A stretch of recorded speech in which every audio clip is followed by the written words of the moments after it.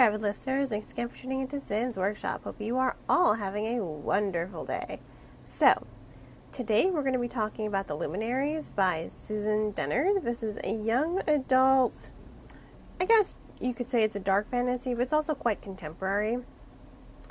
It takes place in the town of Hemlock Falls, and it follows Winnie Wednesday. And she's part of the Luminaries. So the Luminaries is an ancient order that protects not just Winnie's town, but the rest of humanity from monsters and nightmares that rise in the forest of Hemlock Falls every night. You know, they rise with the mist.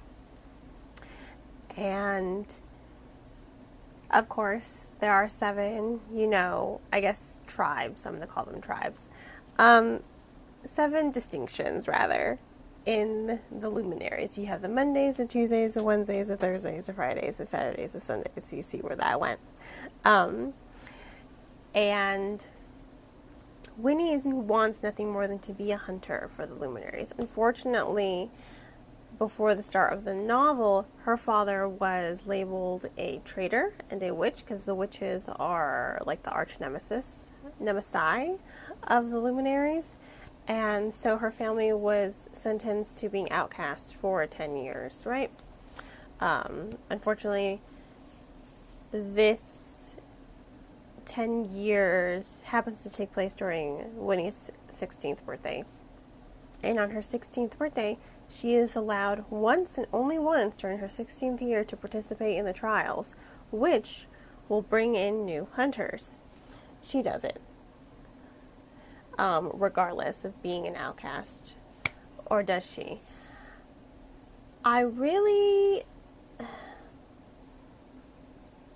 One of the best things for me regarding this story was Winnie's character development. She wants nothing more than to bring her family back into the fold. And I think what I really took away from this was that her eyes are opening up. She went from having, 2 best friends to having no friends, to being part of a community to having no community. And now all of a sudden the community is like, oh, Winnie, we're so great. We're so happy you're back in the fold. And it's just like, we've been here this entire time. You guys have just considered us outcasts because of my father. So she's really seeing the hypocrisy, and she was really growing into her role as a hunter and as a Wednesday. I like that she's seeing that hypocrisy there. And I like that she goes from thinking, oh yeah, I can totally do this, to being like, I'm going to die, to just like, you know what, I can do this. No matter what, I'm going to do this. I'm going to do this. I'm going to do this. She becomes quite formidable in her, I guess you could say, resilience. Her and her family have had to take a lot of shit for the past 4 years. And she's done taking the shit. She is done. This was her chance, her opportunity to not just save herself and make her dreams come true, but to bring her family out of the bullshit that does control this community. Now, I want to say, I didn't know this was part of a series when I first picked up the book. I wish I did. Because as I was reading it, I was just waiting for more and more to happen. That when I got to it, I was just like, when is more going to happen? What's happening? What's happening here? I needed more things to happen because Dennard's writing, it's really good.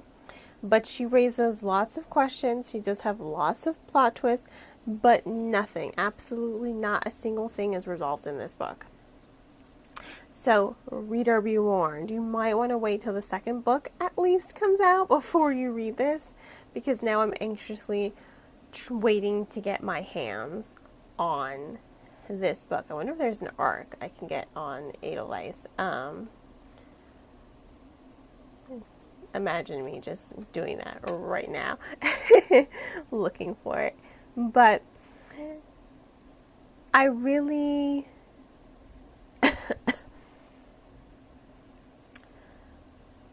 I like her writing. I do like Susan Dennard's writing.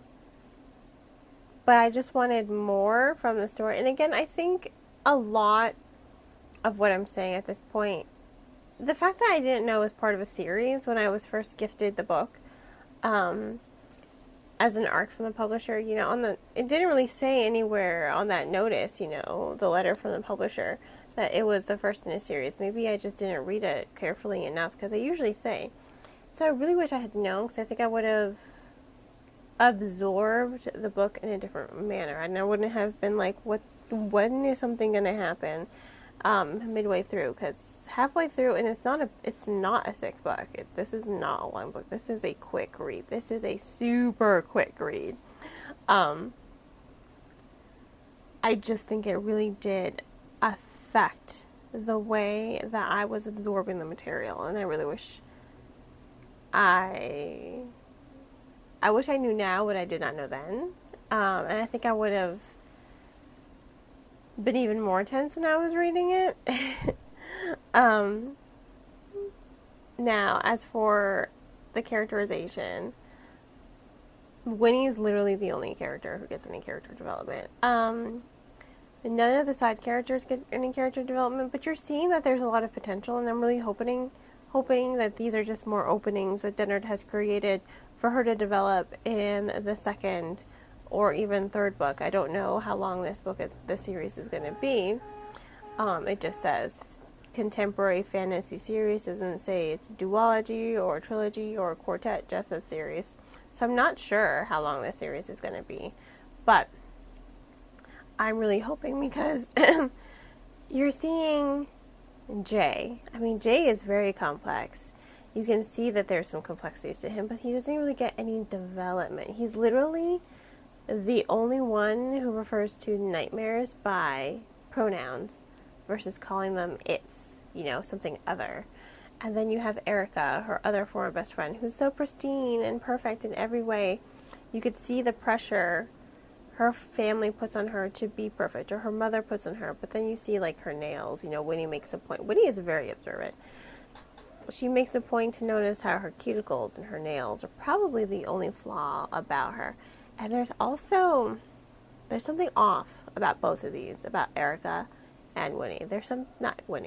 Erica and Jay. There's something off about them. I think Jay is the kid from the beginning of the book. I think so. Not sure. That's my theory, and I'm sticking to it. But overall, I wish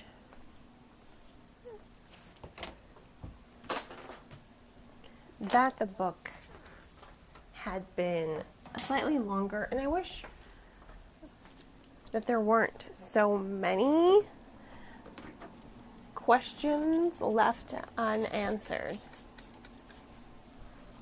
That is what I wish, because it's just so much, and there's a lot happening, and there are lots of plot twists that it takes away.